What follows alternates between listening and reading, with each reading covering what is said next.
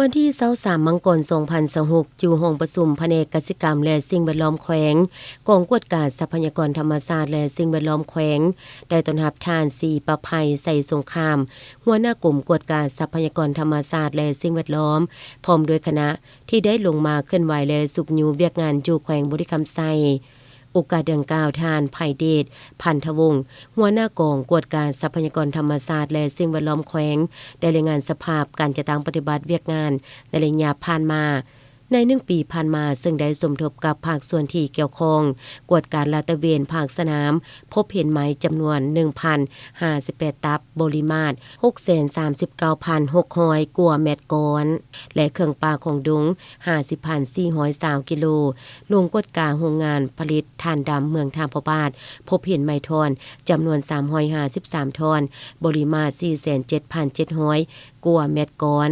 ได้ยึดเป็นของรัฐมีคนเข้าร่วมขบวนการ9 คนลงกวดการเก็บกำข้อมูลการบุกรุกทากทางป่าไม้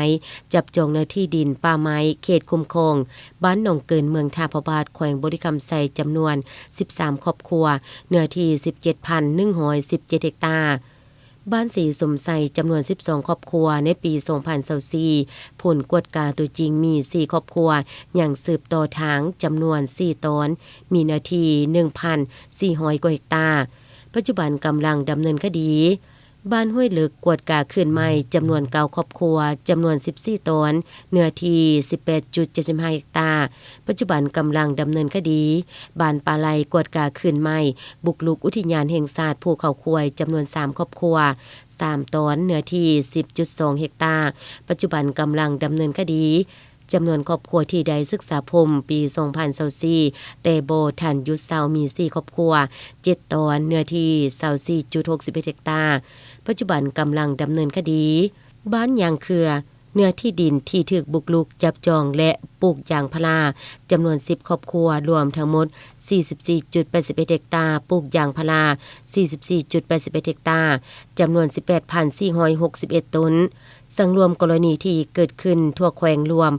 280กรณีรวมทั้งค้างยกยอดมาและกรณีเข้าไม้บุกรุกเนื้อที่ป่าไม้3ประเภทป่า276กรณีกำลังดำเนินการสอบสวน180กรณีส่งอัยการส่งคดีทั่วแขวงมีกิจการขุดค้นแร่ธาตุ68หัวหน่วยมีใบยั่งยืนสิ่งแวดล้อม65หัวหน่วยโอกาสที่ลงมาเคลื่อนไหวผู้เข้าร่วมอย่างใดประกอบคำคิดคำเห็นต่อกับการจัดตั้งปฏิบัติเวียกงานระยะผ่านมา